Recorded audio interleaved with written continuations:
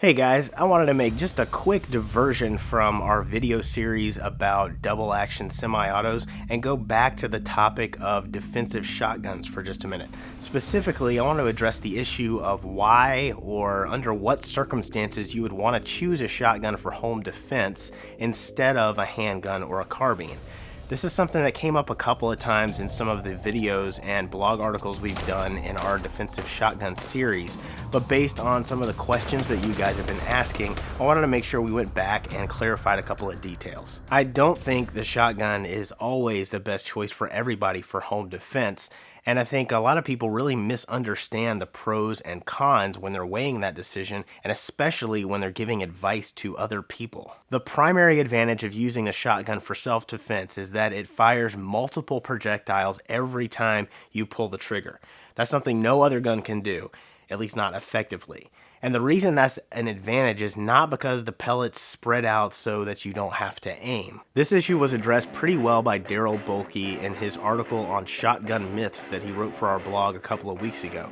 At distances inside a home, buckshot is only going to spread a few inches, but because that pattern stays tight, the cumulative effect that cluster of pellets has on the target is devastating.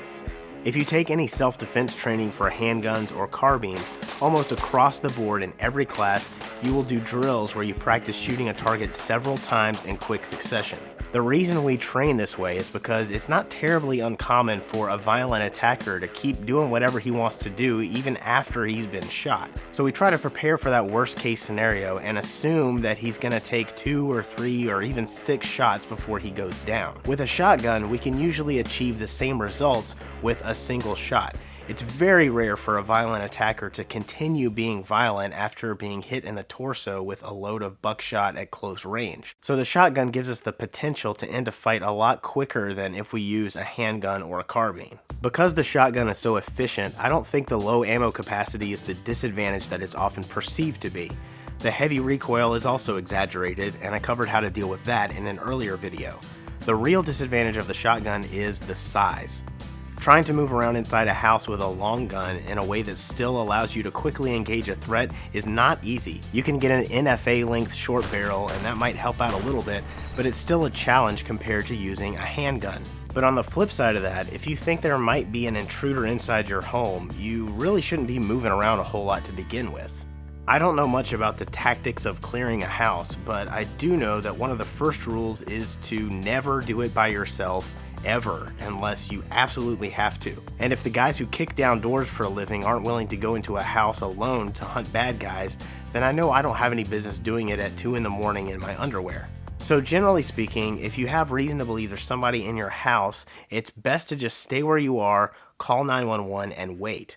And that's when a shotgun is really the ideal firearm to have with you. But if the whole bunker defense strategy isn't really an option for you because you've got like kids in another part of your house, then you're probably better off using a handgun. And as for the carbine, that can be used in the same role as the shotgun.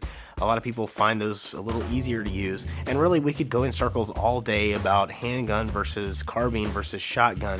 The bottom line is that they've all got advantages and disadvantages, and they all require training in order to use competently. Personally, I like having a handgun close by, but I also keep a shotgun handy because 90% of the time, it works every time.